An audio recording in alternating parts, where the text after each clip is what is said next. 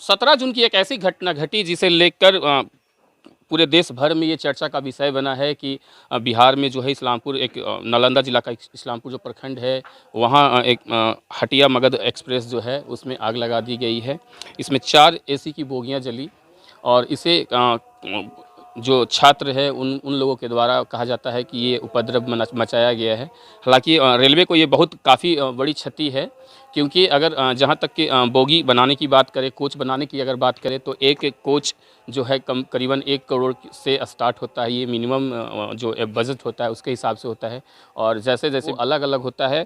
इतना ही नहीं, एक कोच एक ट्रेन जो होती है, एक ट्रेन में करीबन 24 बोगियाँ होती हैं और इनमें जो इंजन होता है उसका कीमत जो होता है करीबन 20 करोड़ रुपये के आसपास होता है। तो अगर 24 बोगियों का जो औसत जोड़े तो करीबन 64 करोड़ रुपये का क्षति होता है एक बार किसी रेलवे के विभाग में। अगर मानकर चलिए कि जो ट्रेन है, ट्रेन में अगर कोई किसी तरह का जला दिया जाता है या उसका जो उसे क्षति किया जाता है, अगर पूरी ट्रेन अगर क्षति होती है तो करीबन 64 करोड़ रुपये का जो सरकार का जो पैसा है या कह सकते हैं कि जो आम जनता का कर दिया हुआ पैसा होता है उसका ये क्षति होता है। रेलवे विभाग के द्वारा इस्लामपुर में जो बोगियाँ जली हैं वो 4 बोगी है, वो एसी का बोगी है और हम आपको उन बोगियों के अंदर लेकर चलते हैं और आपको दिखलाते हैं कि जो क्षति हुई है यहाँ पर इस्लामपुर स्टेशन पे जो बोगियों की क्षति हुई है। हालांकि पहले तो इंजन में भी आग लगाने की कोशिश की गई थी, लेकिन इस्लामपुर स्टेशन मास्टर और उसके जो पर्यवेक्षक थे उनके द्वारा उसे बचा लिया गया है। हम कोशिश करते हैं अंदर जाने का, लेकिन ये इतना जलकर टेम्परेचर इसका हाई हो गया है कि कोई गेट अच्छी तरीके से खुल नहीं रहा है।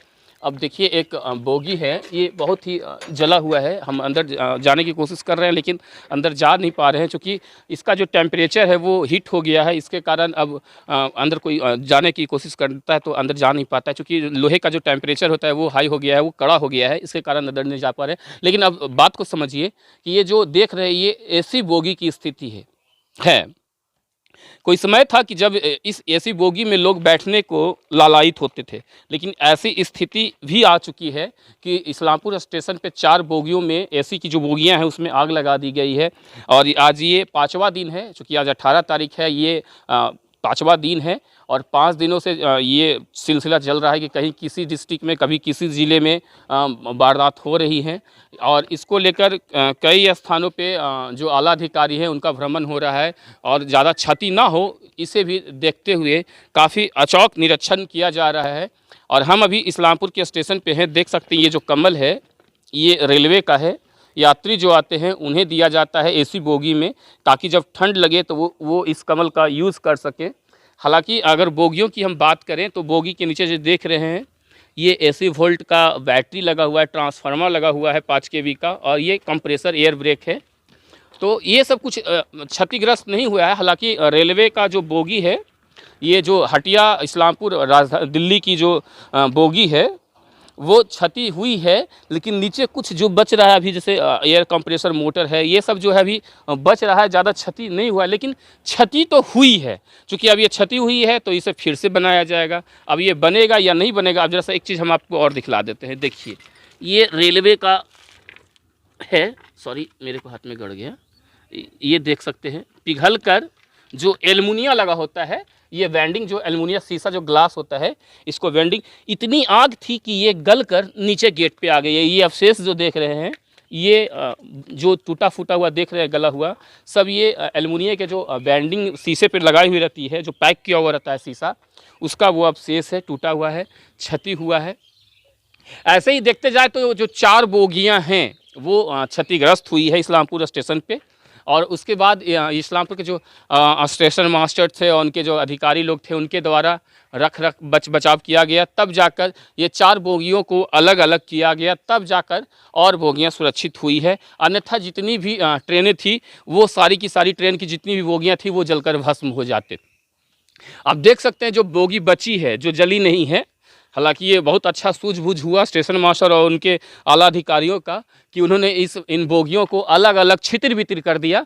चूँकि उसे भी काट कर अलग किया गया, वैक्यूम काट कर अलग किया गया है। मतलब इसमें कुछ आगे लगी हुई थी, लेकिन उसको सुरक्षित देखते हुए उस बोगी को भी आगे हटा दिया गया ताकि क्षतिग्रस्त ना हो।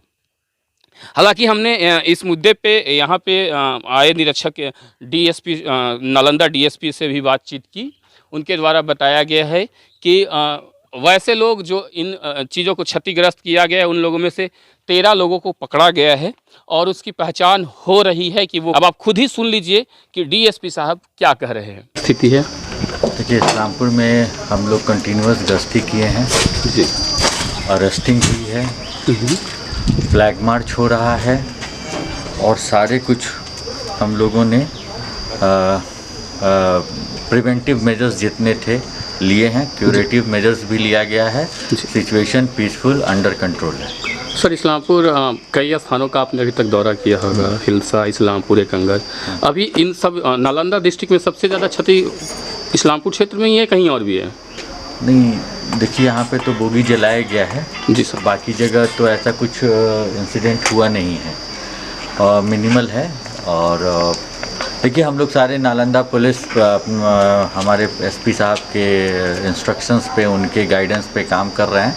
सिचुएशन काफ़ी हद तक हम लोगों ने चारों तरफ पीसफुल और अंडर कंट्रोल है। सर, अभी यहाँ की जो लोकल प्रशासन है वो मुस्तैद है क्या, या फिर कहीं बाहर से भी प्रशासन की व्यवस्था की गई है?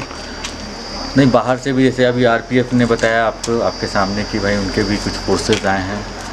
हमारे नालंदा पुलिस में बल हैं, वो सारे जगह फैले हुए हैं। एक एक छोटी से छोटी बात की सोशल मीडिया से लेके आपको मैंने बताया, पेट्रोलिंग हो रही है, फ्लैग मार्चेस हो रहे हैं, नाइट गश्ती बढ़ा दी गई है, अरेस्टिंग्स हो रही हैं। ये सारे का एक काफ़ी अच्छा साइकोलॉजिकल इम्पैक्ट पड़ा है और जिसके कारण सिचुएशन पीसफुल है। सर, क्या ऐसा लगता है कि प्रशासन का जो वर्चस्व है, इसके कारण जो उपद्रवी हैं वो शांत हो गए हैं? हाँ, हमने बताया ना आपको कि हम लोग सारे मेजर्स अपना लिए हैं और मैं आपके माध्यम से भी ये भी बोलना चाहता हूँ कि सारे जो भी उपद्रवी हैं, जो असामाजिक तत्व हैं, उनके अगेंस्ट में अगर वो कोई भी कार्रवाई करेंगे तो वो legal action, stringent legal actions के लिए तैयार रहें। किसी को बख्शा नहीं जाएगा अगर कोई भी आदमी अपना कानून अपने हाथ में लेता है। तो आपने अभी सुना कि जो राजेश कुमार डीएसपी हैं उनके द्वारा ये बताया गया है। आप ज़रा सोचिए कि इस्लामपुर में जो कभी घटना नहीं हुई थी, उस घटना को अंजाम देकर लोगों ने क्या उत्पात मचाया है। जो पहले इस्लामपुर शांति के नाम से जाना जाता था, शांति बहाल करने में यहाँ के लोग हमेशा आगे रहते थे। यहाँ किसी भी तरह की कोई पर्व या कुछ आता था या कुछ भी होता था तो कहते थे नहीं, इस्लामपुर में किसी तरह की कोई दंगाई नहीं होगी। लेकिन ये एक दाग लगाकर इस्लामपुर के लोगों के लिए चला गया है। अब आने वाले समय में इस दाग को धोने के लिए में कितना समय लगेगा, ये तो आने वाला वक्त ही बताएगा। धर्मेंद्र कुमार।